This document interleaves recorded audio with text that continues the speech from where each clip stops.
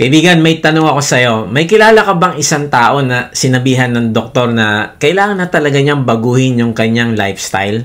Halimbawa, may diabetes siya, may sakit sa puso, o mataas ang blood pressure. Dati, kung ano-anong pagkain na lang yung kinakain niya. Pero ngayon, nagbago na. Bigla nang naging conscious sa pagbabasa ng label ng bawat pagkain. Nagbibilang na siya ng sugar level. Sinisigurado niya na naiinom niya ang kanyang gamot sa tamang oras. Bakit? Dahil alam niya na buhay niya ang nakataya dito. O kaya naman, sino ang kakilala mo na sobrang seryoso sa kanilang investments? Hindi sila basta-basta gumagastos. Nagre-research muna. Naglalagay ng matinding security sa accounts nila. Doble-doble ang password. May app pa na nagno-notify sa kanila kapag may gumalaw sa kanilang pera. Bakit? Dahil naiintindihan nila na kapag pinabayaan nila ito, pwedeng mawala ito lahat. Alam mo, na-realize ko na kapag mahalaga ang isang bagay, ay iniingatan natin yon ng sobra. Tama ba? Kapag kalusugan natin ang nakataya, nagiging disiplinado tayo. Kapag pera ang nakataya, naku lalo na, nagiging maingat tayo.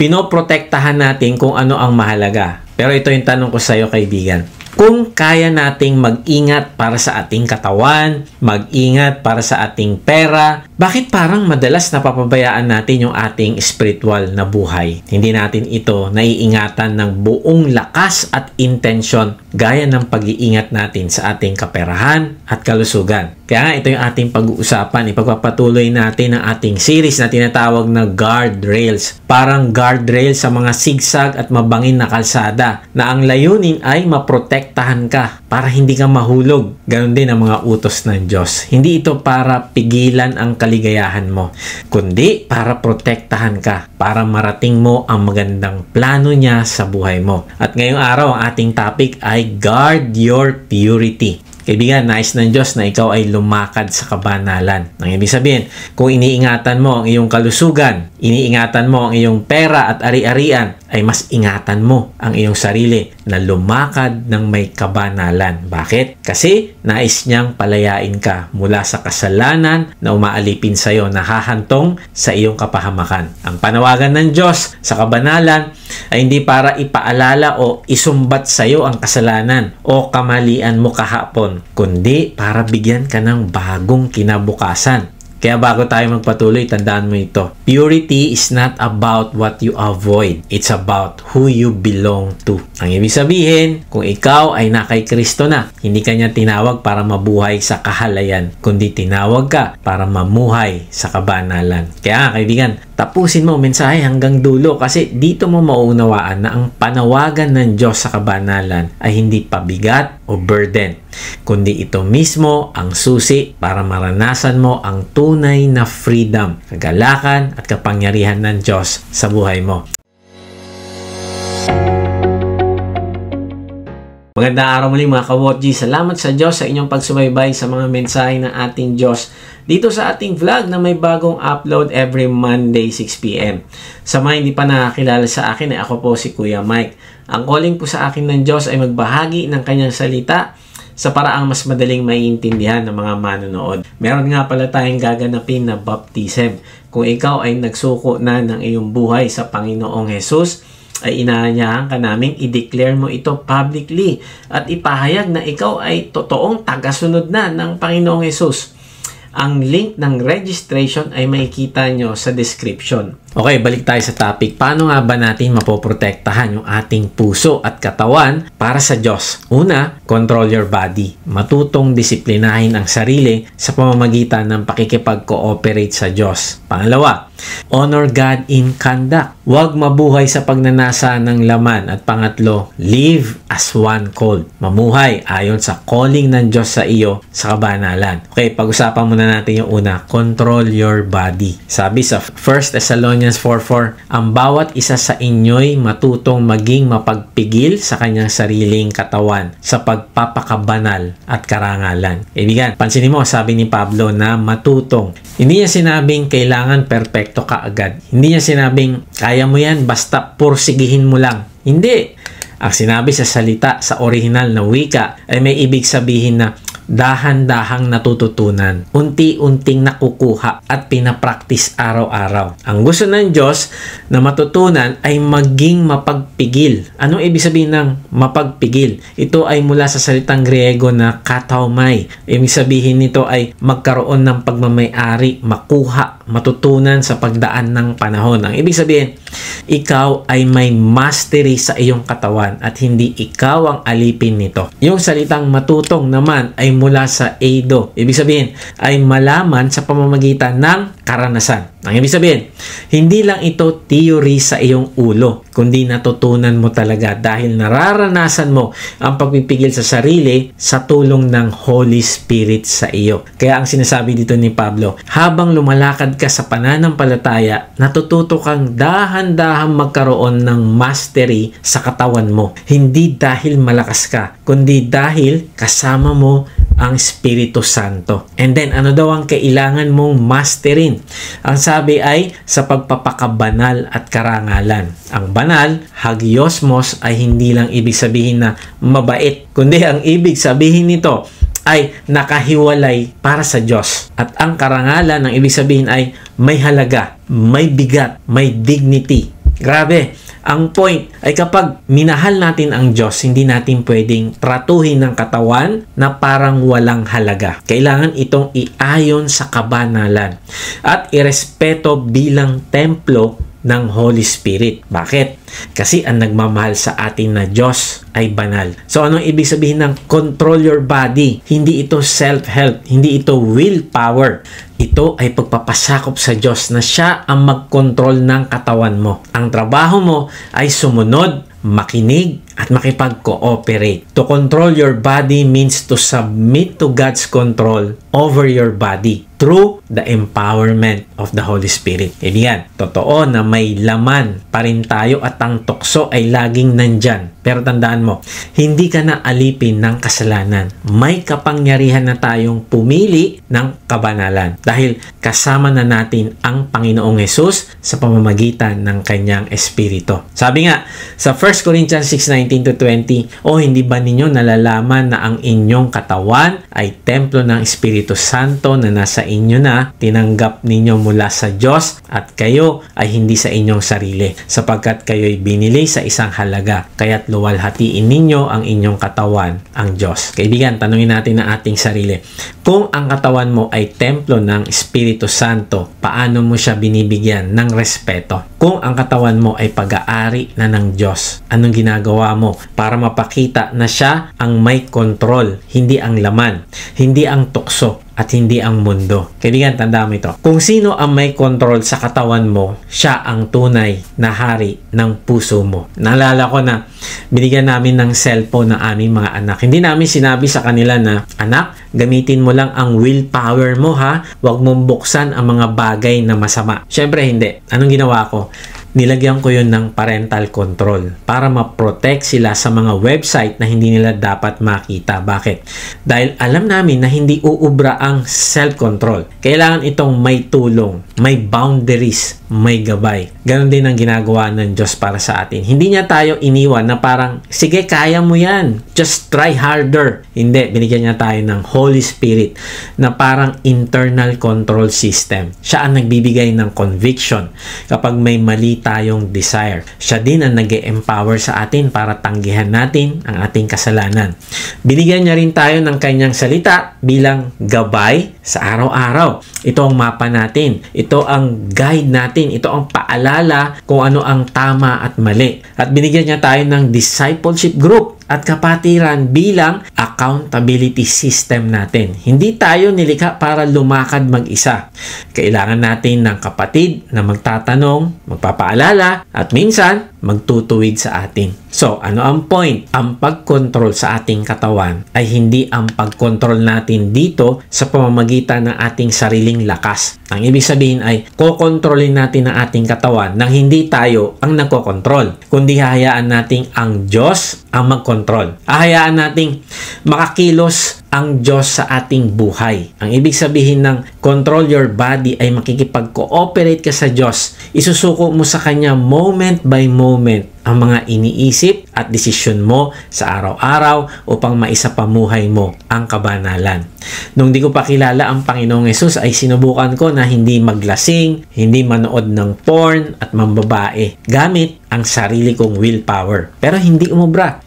Ilang araw lang ay balik na naman ako sa araw-araw na paglalasing at pambababae. Kaya nga tama yung sinabi ni John Owen. Sabi niya, though we are commanded to wash ourselves, to cleanse ourselves from sins, to purge ourselves from all our iniquities, yet to imagine that we can do these things by our own efforts is to trample on the cross and grace of Jesus Christ. At yun nga ang totoo, na kung iisipin natin na kaya nating magbago sa sarili natin, parang sinabi nating sayang lang yung pagpapakasakit ng Panginoong Hesus sa krus. Kaya ko naman palang magpakabuti. Sinayang niya lang. Bakit pa siya nag-sacrifice doon sa krus? No, mali. Alam niya na hindi mo kaya. Kaya nga siya nagbayad ng lahat ng kasalanan mo. Kasalanan mo, kasalanan ko, kasalanan nating lahat. Alam mo kung kailan lang ako nakalaya? Matapos ko makilala ang Panginoong Hesus noong sinuko ko sa Kanya yung aking buhay. At siya ang hinayaan kong mag-control at masunod sa aking mga pinaplano, iniisip, sinasabi at ginagawa. Hindi ako perfect, pero nakita ko na unti-unti dahil siya ang nagkokontrol ay nagkakaroon ako ng pagbabago. Ang breakthrough ay dumating hindi dahil malakas yung aking self-control, kundi dahil hinahayaan ko na ang banal na espiritu ang masunod sa aking buhay. Kaibigan, hindi plano ng Diyos na ikaw ang mag-control ng katawan mo gamit lang ang sariling willpower. Kung yan ay iniisip mo, nalilito ka pa. Yan ay hindi buhay Kristiyano. Anong tawag dyan? Yan ay moralism lang na may konting religion. Bakit? Kasi ang totoong buhay Kristiyano ay hindi self-effort, kung hindi surrender. Tandaan mo ito. Ang lakas ng Kristiyano ay hindi galing sa kanyang kamao, kundi sa kanyang pagyuko. Parang parental control sa cellphone, hindi gumagana mag-isa. Kailangan merong mag-set up, merong magbablock at magme-maintain. Ganon din sa buhay Kristiyano. Binigyan tayo ng Diyos ng kapangyarihan para magpigil sa sarili, pero kailangan pa rin nating makipag-cooperate sa Kanya. Halimbawa, maglagay tayo ng boundaries upang mapagtagumpayan natin ang pagnanasa ng laman. Ako, ang ginawa ko ay naglagay ako ng restriction sa aking cellphone para hindi ako makapanood ng porn at ibinigay ko ang password sa aking asawa. Kailangan ko makipag-cooperate sa Diyos sa practical na paraan. Ang ginawa kong accountability ay ang aking asawa, and then kailangan ko din makipag-cooperate sa Diyos na palaguin ko naman yung aking relasyon sa Kanya. Paano?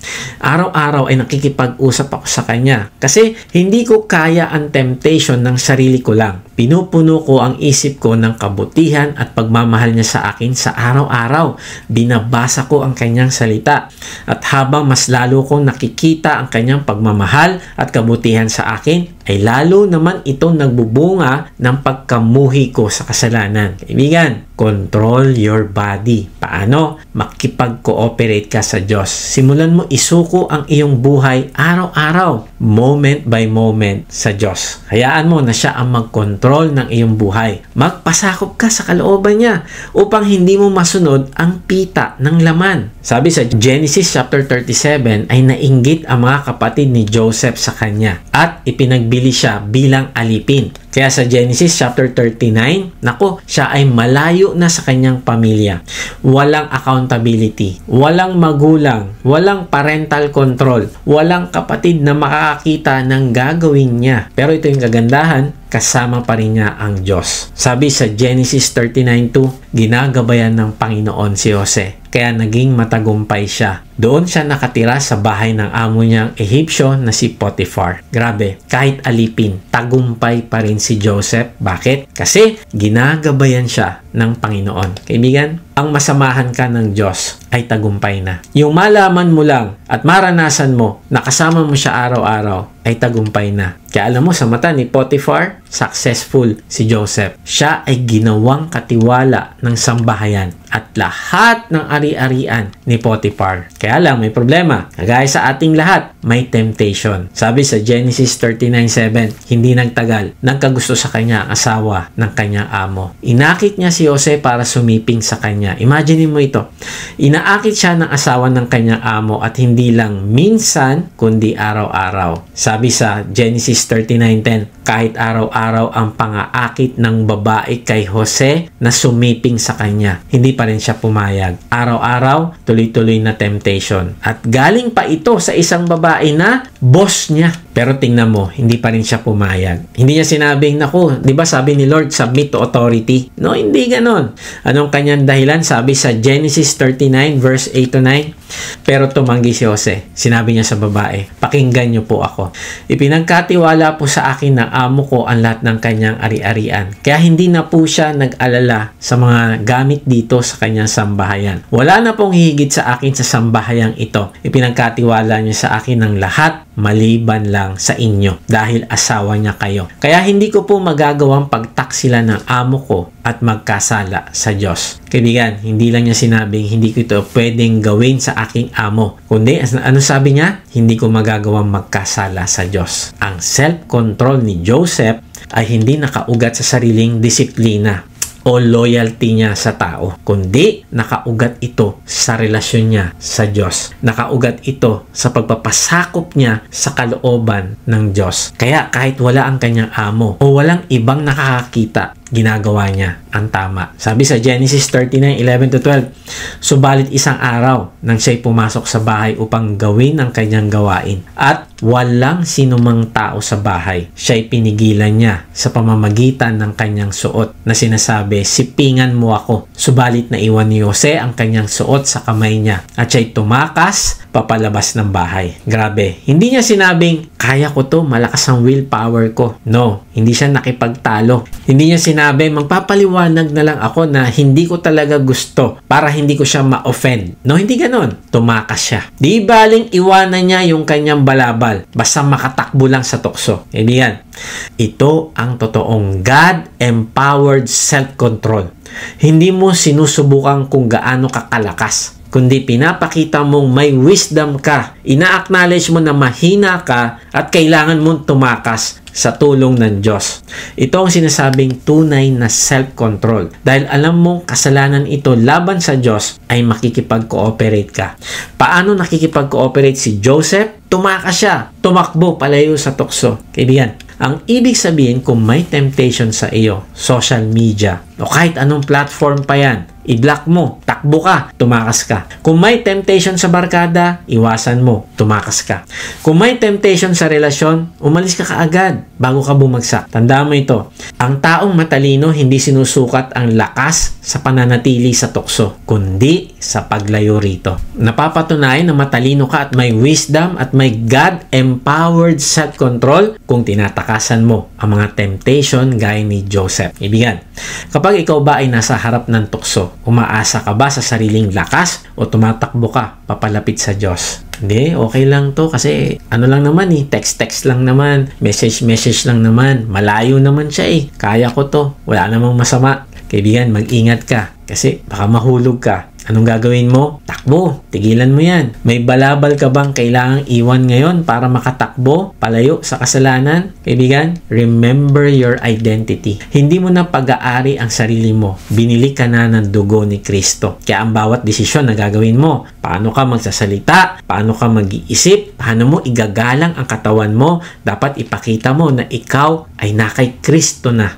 Tulad ni Joseph, hayaan mo ang relasyon mo sa Diyos ang humubog ng iyong mga choices. Simulan mong wag umasa sa iyong willpower. Sa halip, gawin mo ito. Tuwing umaga, bago ka lumabas ng bahay, sabihin mo, Lord, sinusuko ko sa iyo ang katawan ko. Bigyan mo ako ng lakas at pagnanasa na igalang ka sa lahat ng aking gagawin. Tukuyin mo yung isang area ng struggle mo at isurrender mo yun kay Lord araw-araw. At gaya ni Joseph, gumawa ka ng isang practical step para iwasan ng tukso. Kung social media ang tukso, maglagay ka ng filter. o i-delete mo ito.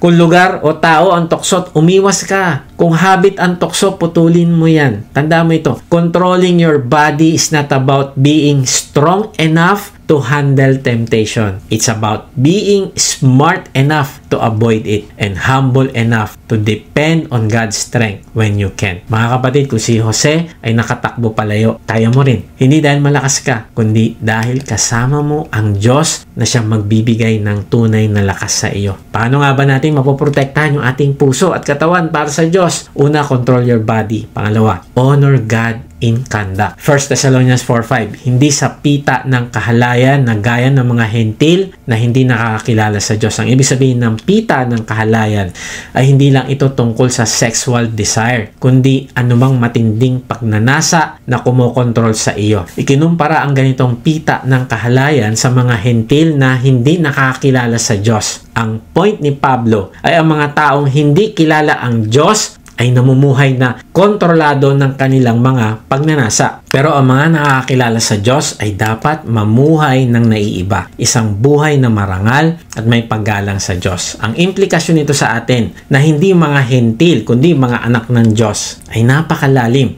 Ang ibig sabihin, kapag kilala mo ang Diyos, ang kanyang kabanalan, ang kanyang pag-ibig, ang kanyang mga plano para sa buhay mo, ay babaguhin nito ang paraan ng pamumuhay mo. Ang conduct o ugali mo ay hindi na base sa rules, kundi base na sa relationship mo sa Diyos. Ang ibig sabihin ng honor God in conduct ay mamumuhay ka sa paraan na nagpapakita ng karakter ng Diyos at ng kanyang pamantayan, hindi tulad ng mundo na alipin ng pagnanasa. Tingnan natin ang kaibahan ng nakakakilala sa Diyos at hindi. Ang hindi nakakakilala sa Diyos, dinadala ng tukso, hinahatak ng pagnanasa, sumusunod lang sa tawag ng laman. Ang nakakakilala sa Diyos, dinadala ng kabanalan, hinahatak ng pagmamahal sa Diyos, sumusunod sa tawag ng Espiritu. Kaibigan, kilala mo ba ang Diyos? Sinisikap mo ba na hanapin siya at kilalanin? Kung gusto mo bantayan ang iyong kabanalan, ay magsimula ka sa paghanap sa Kanya araw-araw. Kasi kung hinahanap mo siya ng seryoso sa iyong buhay, ay makakapamuhay ka ng may tagumpay sa pita ng kahalayan. Kaibigan, guard your purity. Dapat may malinaw na pagkakaiba ang pamumuhay ng isang Kristiyano. Hindi natin pwedeng kopyahin ang gawin ng mundo. Hindi tayo pwedeng makisama sa daloy ng kasalanan. Dapat nakikita ang kaibahan sa ating salita, gawa, at relasyon. Bakit? Kasi ito ang buhay na magbibigay ng glory sa Diyos. Kaya nga ito yung blessing. Kapag binabantayan mo ang iyong purity, kapag tunay mong kilala ang Diyos, ang buhay mo mismo, ang magiging billboard ng kanyang kabanalan. Hindi tayo magiging perfect, pero mararanasan natin ang pagbabagong gagawin ng Diyos sa atin. Kaya tanungin natin ang ating sarili, nakikita ba ng tao na Kristiyano ka sa paraan ng pamumuhay mo? O katulad ka din ng mga taong hindi nakakakilala sa Diyos? Kaibigan, guard your purity. Paano? Honor God in conduct. May dalawang lalaki na sobrang magkaiba ang naging buhay at ang naging wakas ng buhay nila. Una, si Hugh Hefner, ang founder ng Playboy magazine. Itinayo niya ang isang empire na nakasentro sa pagnanasa at kahalayan. Siya ang naging simbolo ng buhay na ang motto ay, do whatever feels good. Break the rules. Reject morality. Oo, yumaman siya. Oo, sumikat siya. Pero ano nangyari sa bandang huli? Sa kanyang pagtanda, siya ay nagkulong sa kanyang mansyon, nakikipaglaban sa depresyon, kalungkutan, at kawalan ng totoong kagalakan. Dumaan siya sa maraming relasyon at kasal sa iba't ibang babae, pero hindi nakahanap ng tunay na kasiyahan o kapayapaan. Sabi nga ni R.C. Sproul, the enticement to sin is that it promises pleasure, but it never delivers it. We think that we cannot be happy unless we are sinning. Yet, sin can never bring joy because it is ugly, though it can be pleasurable for a season. Mga kapatid, yan ang katotohanan.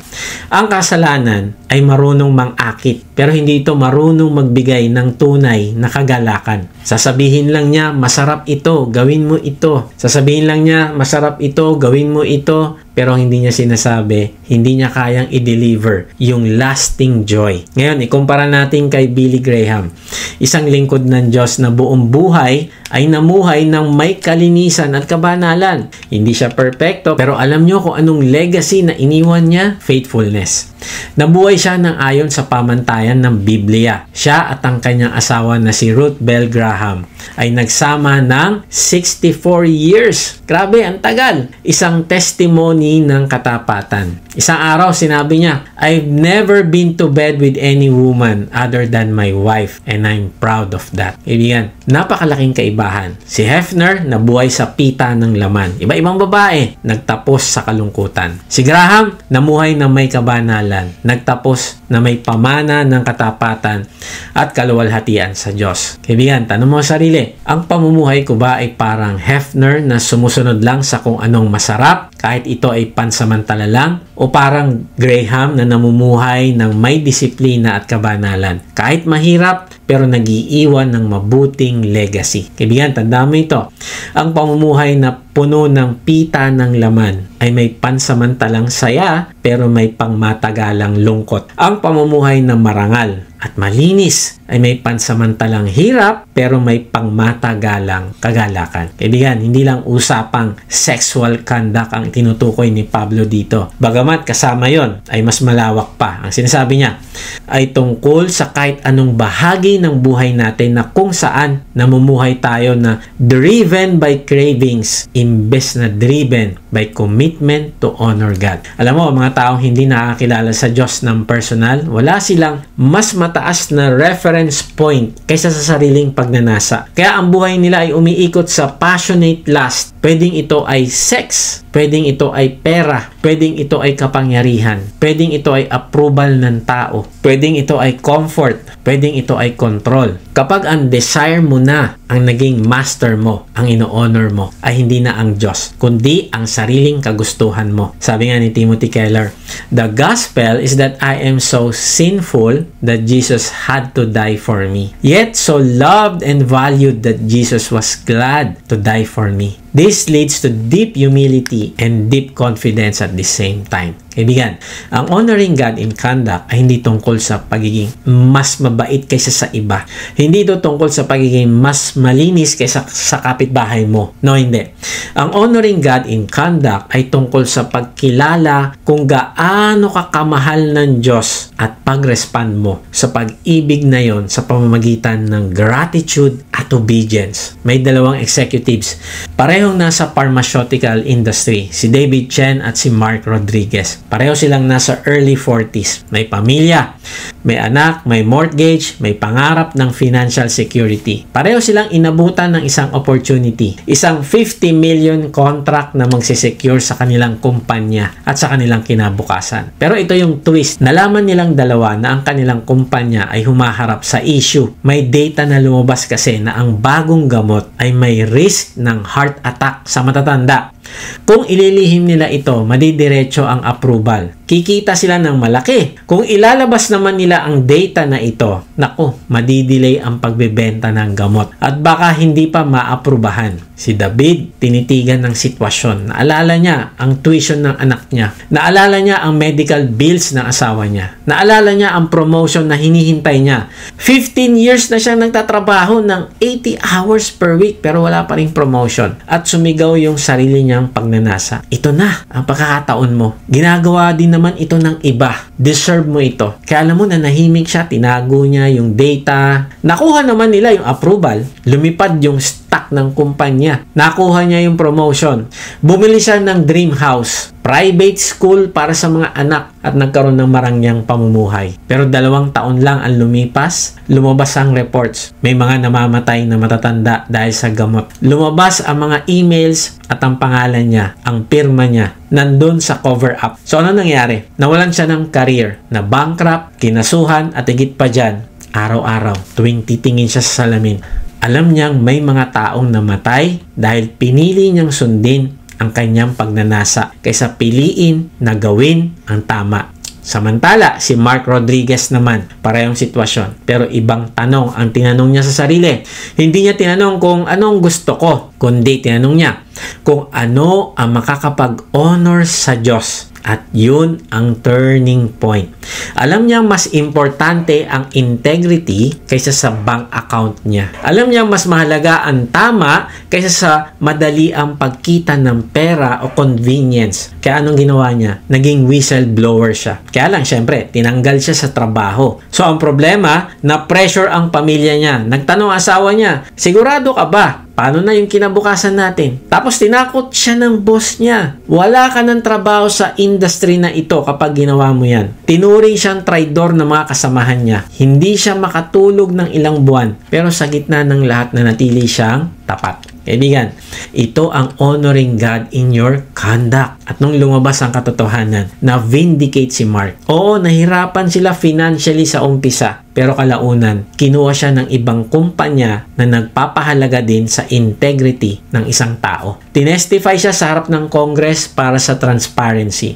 At naging respetadong boses siya sa industry. At higit sa lahat, nakakatulog siya sa gabi ng mahimbing. Alam niyang inonor niya ang Diyos kahit ang kapalit ay malaking sakripisyo. Kaibigan, nakakatulog ka ba ng mahimbing sa gabi? Kaibigan, ito yung pagkakaiba. Si David Chen, pinili ang pita ng laman. Pansamantalang saya, panghabang buhay na kahihiyan. Si Mark Rodriguez, pinili ang karangalan ng Diyos. Pansamantalang hirap, panghabang buhay na karangalan. Kaibigan, ikaw, anong pipiliin mo?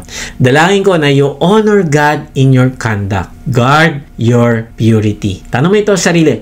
Sa mga desisyon mo sa trabaho, pamilya, relasyon, sino ang ino-honor mo? Ang iyong mga desires o ang iyong Diyos? Kapag dumating ang tukso at pressure, sino ang mas malakas na boses? Ang iyong desires o ang espiritu ng Diyos? Kaibigan, unawain mo ito. Ang pamumuhay na nagbibigay karangalan sa Diyos ay hindi tungkol sa pagsunod lang sa listahan ng rules. Hindi ito sa checklist ng bawal at pwede. Ang tunay na katanungan lagi na dapat nating tinatanong ay saan nanggagaling ang pamumuhay ko? Kung hindi mo kilala ang Diyos, ang source ng pamumuhay mo ay sariling desires. Pero kung kilala mo talaga ang Diyos, ang source mo ay ang kanyang character at ang kanyang pagmamahal. Kapag tunay mong nakikilala ang Diyos, ang kanyang kabanalan, ang kanyang awa, ang kanyang walang hanggang pagmamahal sa iyo, naku, automatic na maaapektuhan kung paano ka makikitungo sa iyong asawa, paano ka gagastos sa iyong pera, paano ka magsasalita sa iyong kapwa, paano ka magdedesisyon sa iyong negosyo, at paano mo gagamitin ang oras mo. Kaibigan, ang kabanalan ay hindi tungkol sa panlabas na itsura lang. Pwede kang magmukhang banal sa paningin ng tao, pero kung ang puso mo ay pareho pa rin, wala ring saysay. Kaya nga ang dapat na tanong sa sarili ay hindi ganito. Ano po ba ang pwede kong magawa na hindi lalabag sa mga utos ng Diyos? No, mali ang tanong na yan. Meron pa mas maganda dyan. Ang tamang tanong ay ito. Paano ko ma-honor ang Diyos na nagmahal sa akin ng sobra to the point na ipinagkaloob niya ang kanyang anak para mamatay para sa akin? Bakit? Mas maganda ito? Kasi kapag dito ka nagsimula sa krus, sa pag-ibig ng Diyos, nagbabago ang lahat. Ang puso mo nagiging mapagpakumbaba. Ang isip mo nagiging mas malinaw. Ang buhay mo nagiging patotoo. Hindi na ito tungkol sa panlabas na pagsunod, kundi tungkol sa puso na binago ng biyaya o grace ng Diyos. At mula sa pusong iyon, natural na lalabas ang pamumuhay na nagbibigay ng glory sa Diyos. Tandaan mo ito. Ang pag-honor sa Diyos sa inyong ugali ay hindi tungkol sa kung gaano ka kahigpit na sumunod sa mga bawal, kundi kung gaano ka kamahal ng Diyos at kung paano ka tumutugon sa pagmamahal niya sa iyo. Now, ang tanong, paano mo ito may apply sa practical na paraan? Una, suriin mo ang iyong mga motibo. Pakinggan natin, sabi sa 1 Corinthians 10:31. Kaya nga kung kayo'y kumakain o umiinom o anuman ang ginagawa ninyo, gawin ninyo ang lahat sa ikararangal ng Diyos. Bago ka magdesisyon, bago ka magsalita, bago ka gumalaw, itanong mo, ito ba ay magbibigay ng karangalan sa Diyos o magbibigay lang ng kasiyahan sa sarili kong pagnanasa? Pangalawa, palalimin ng iyong pagkakilala sa Diyos. Sabi sa Hosea 6:6, sapagkat wagas na pag-ibig ang nais ko at hindi handog. Pagkilala sa Diyos sa halip na handog na sinusunog. Kaibigan, ano ang nais ng Diyos sa iyo? Ayon sa talata, gusto ng Diyos ang iyong wagas na pagmamahal sa Kanya kaysa sa panlabas na activities. Mas gusto niya na makilala mo siya kaysa sa pagiging busy sa mga pagsasakripisyo mo sa gawain. Hindi sapat na mukhang Kristiyano ka naman, nagsiserve Kristiyano sa labas, pero hindi mo naman siya kilala ng personal at malapitan. Ikatlo, hanapin mo ang kasiyahan sa Diyos. Awit 37:4. Sa Panginoon, ikaw ay magpakaligaya at ang mga nasa ng iyong puso sa iyo ibibigay niya. Mga kapatid, ito sikreto. Kapag si Lord ang kasiyahan mo, hindi ka basta-basta maaakit sa pansamantalang kaligayahan ng kasalanan. Kung masaya ka na kay Lord, naku, mahihirapan yung kasalanan na i-offer yung pleasure sa'yo. Kasi masayang-masaya ka na kay Lord. Mahal na mahal mo siya, alam mong mahal ka niya at minamahal mo din siya. Kung puno ang puso mo ng Diyos, hindi ka na magiging masaya sa tukso ng kasalanan. Tulad ni Joseph, ang joy niya ay nasa Diyos, hindi sa kasalanan. Kaya kahit may tukso, kaya niyang tumakbo palayo. Kaibigan, may bahagi ba ng buhay mo kung saan namumuhay ka pa rin na parang hindi mo kilala ang Diyos? Kontrolado ka ng pita at hindi ng kabanalan? Ilapit mo ito sa Diyos. Itong mga area na ito, aminin mo sa Kanya. Humingi ka ng tulong na ang satisfaction mo ay hindi manggagaling sa temporary pleasures, kundi sa Kanya mismo. Paano nga ba natin mapoprotektahan ang ating puso at katawan para sa Diyos? Una, control your body. Pangalawa, honor God in conduct. At pangatlo, live as one called. Sabi sa 1 Thessalonians 4:7, tayo tinawag ng Diyos upang mamuhay sa kabanalan, hindi sa kahalayan. Ang ibig sabihin ng tinawag sa original na Griego ay higit pa sa simpleng invitation. Hindi ito parang kung gusto mo lang, invited ka. Kung available ka, punta ka. No. Ito ay isang divine summons. Pagtawag ito na may kapangyarihan. Pagtawag na may layunin. Pagtawag na hindi mo pwedeng baliwalain. Kaibigan, sa totoo lang, ikaw at ako ay tinawag ng Diyos ngayon. Hindi ito suggestion. Ito ay isang destiny-defining appointment. Now, ayon sa talata ay, para saan ka tinawag ng Diyos? Para sa kabanalan o sa salitang Griego ay hagiasmos. Grabe, hindi neutral ang pagtawag ng Diyos. Hindi ito pwedeng paminsan-minsan pwede maging banal. Pero pwede din naman, minsan hindi. No, hindi ganon. Ang pagtawag ng Diyos ay malinaw. Ayon sa talata ay, hindi ka niya tinawag patungo sa kahalayan. Meron purpose. Kundi inilagay ka na niya sa sphere ng kabanalan na lalakaran mo na lang. Yung salitang hagiasmos ay sobrang ganda. Hindi lang ibig sabihin na malinis ka sa moralidad. Ang ibig sabihin nito ay set apart, consecrated, belonging completely to God. Ganun ka, kaibigan. Tinawag ka para maging Kanya, para maging banal, para maging reflection ng Kanyang kabanalan. Dati nandito ka sa kadiliman, tapos nilipat ka niya, sineparate ka niya. So ano ibig sabihin ng live as one called? Ibig sabihin, mamumuhay ka ng naaayon sa banal na pagtawag ng Diyos sa iyo bilang mananampalataya. Ito ay tungkol sa pag-unawa mo kung sino ka na ngayon.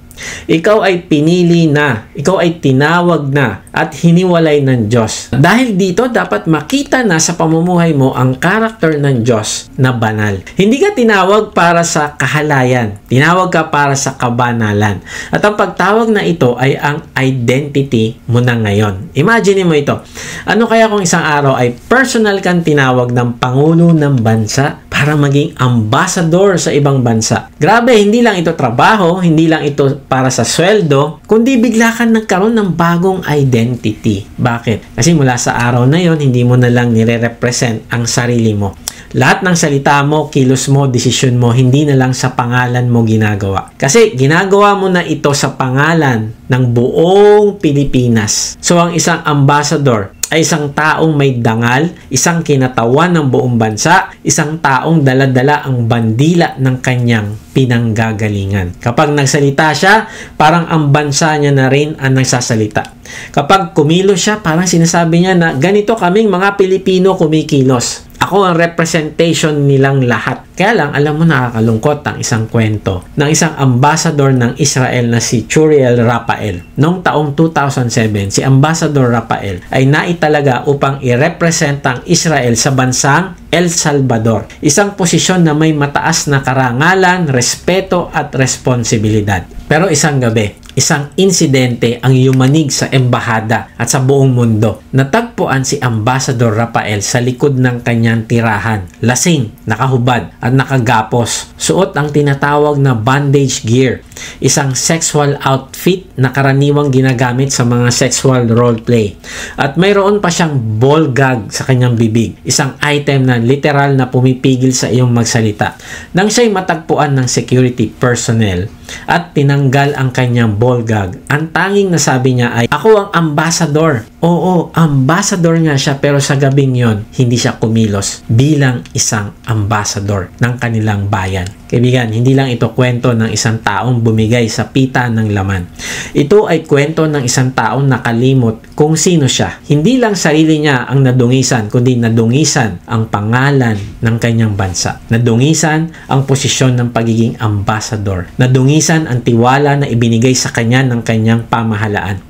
At bilang resulta, agad siyang pinabalik sa Israel at hindi na muling pinahintulutang ipagpatuloy ang kanyang tungkulin. Anong kinalaman nito sa atin? Kaibigan, bago natin itulak sa gilid ang kwento ni Rafael at sabihin, hindi ako ganyan, huminto tayo at magtanong. Tayo ba ay namumuhay bilang mga ambassador ni Kristo? Tayo ba ay kumikilos ayon sa tawag na ibinigay ng Diyos sa atin? Balikan natin ang 1 Thessalonians 4:7. Tayo tinawag ng Diyos upang mamuhay sa kabanalan, hindi sa kahalayan. Kaibigan, tinawag ka sa kabanalan hindi para sa sarili mong kasiyahan. Tinawag ka upang magdala ng karangalan sa Diyos, hindi kahihiyan. Tinawag ka upang maging kinatawan ng kaharian ng langit dito sa lupa. Sabi pa sa 2 Corinthians 5:20, "Kaya't kami mga sugo ni Kristo at parabang ang Diyos ay namamanhikan sa pamamagitan namin.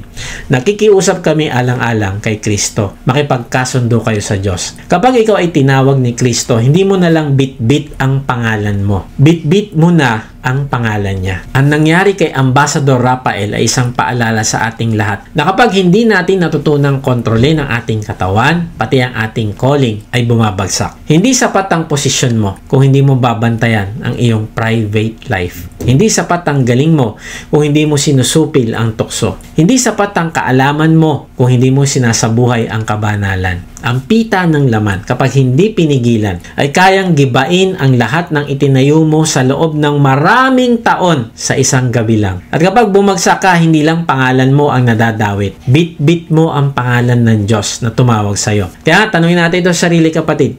Ano ang ginagawa mo kapag walang nakatingin? Paano ka kumilos sa pribado? Pareho ba ang pagkatao mo sa social media at sa personal life? Sa bawat decision mo, naaayon ba ito sa calling mo o sa pita ng laman mo? Kaibigan, wag mo sirain ang pangalan ng Diyos sa pamamagitan ng hindi makontrol na katawan. Kaya kilalanin mo ang Diyos at kilalanin mo ang identity mo sa Kanya. Kasi kung hindi mo alam kung sino ang tumawag sa iyo, madali mong kalimutan kung sino ka. Kung si Churiel Rafael ay ambassador ng Israel na bumagsak dahil sa kahalayan, si Daniel naman ay isang ambassador ng Diyos sa isang banyagang kaharian na nangibabaw sa kabanalan. Parang tayo na naging ambassador na ng Diyos dito sa lupa. Tayo ay citizen na ng kalangitan. Nung tayo ay nanampalataya sa Panginoong Hesus. At tayo ngayon ang representative niya dito. Ganon si Daniel. Isipin mo ang kalagayan ni Daniel. Bata pa siya. Bihag mula sa Juda. Dinala sa gitna ng kabihas ng puno ng imoralidad doon sa Babylon.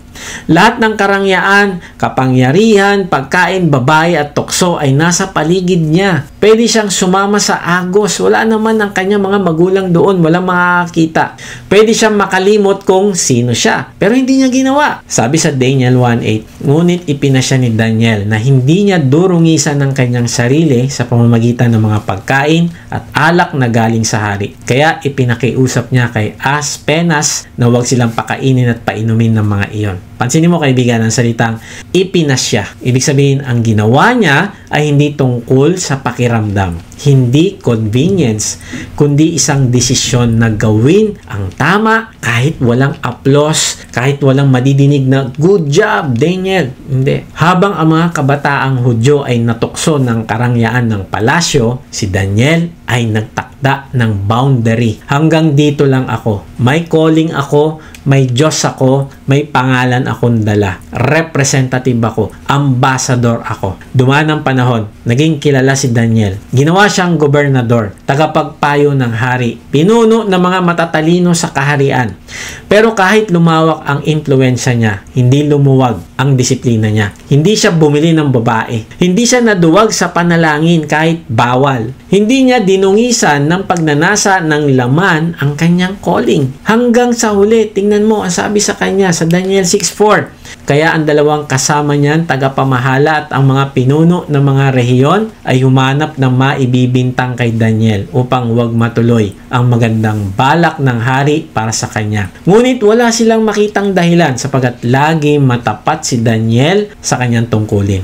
Grabe, wala ni isang maipintas sa kanya. Nang ipinasok siya sa lion's den, hindi dahil sa kasalanan, kundi dahil sa kanyang kabanalan. Anong nangyari? Lumitaw ang kapangyarihan ng Diyos at iniligtas siya mula sa bibig ng mga leon. At nang siya'y makalabas ng buhay, tingnan mo, ito sinabi ni Haring Dario, inuutos ko sa lahat ng aking mga nasasakupan na matakot at gumalang sa Diyos ni Daniel, sapagkat siya ang Diyos na buhay at mananatiling magpakailanman. Hindi mawawasak ang kanyang kaharian at mananatili habang panahon ang kanyang kapangyarihan. Grabe, dahil sa tapat na representative ng Diyos si Daniel sa banyagang bansa ay nakita ni Haring Dario na totoo at karapat dapat sambahin ang Diyos natin. Si Daniel ay isang ambassador na namuhay ng tapat. Nakita ng mundo ang Diyos sa kanyang pamumuhay at hindi siya napahiya. So tingnan natin yung contrast si Daniel at saka si Rafael. Tingnan natin. Sa calling si Rafael ambassador ng Israel.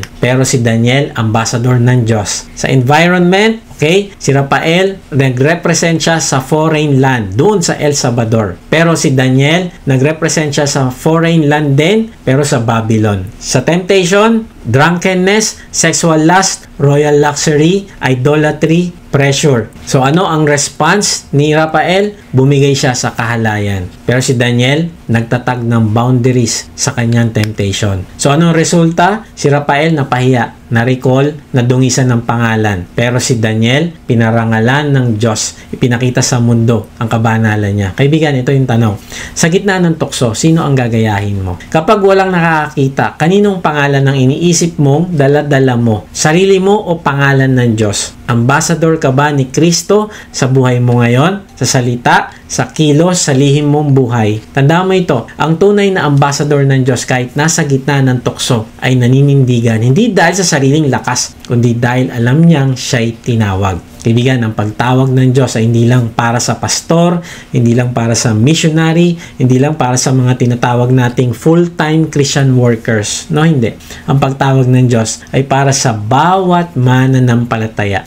Kung ikaw ay tumanggap kay Kristo bilang iyong tagapagligtas, ikaw ay tinawag upang mamuhay sa kabanalan. So, paano ba natin may apply ang pamumuhay na karapat-dapat sa calling ng Diyos sa atin? Eliminate compartmentalization. 1 Thessalonians 5:23, naway ingatan kayong lubos ng Diyos ng kapayapaan at naway panatilihin niyang walang kapintasan ang inyong espiritu, kaluluwa at katawan hanggang sa pagdating ng ating Panginoong Jesucristo. Mamumuhay ka ng pareho, kaibigan. Kung ano ka sa public, ganoon ka rin dapat sa private. Pangalawa, regularly examine your heart. 2 Corinthians 13:5, siyasatin ninyo ang inyong sarili. Kung kayo'y nananatili sa pananampalataya, subukin ninyo ang inyong sarili. Tanungin mo ang Diyos, kaibigan, Lord, may bahagi ba ng buhay ko na hindi tumutugma sa pagtawag mo sa akin? Number 3, find your satisfaction in your calling. Filipos 3:14, nagpupunyagi ako patungo sa hangganan upang makamtan ang gantimpala ng pagkatawag sa akin ng Diyos sa pamamagitan ni Kristo Jesus, ang buhay na nasa langit.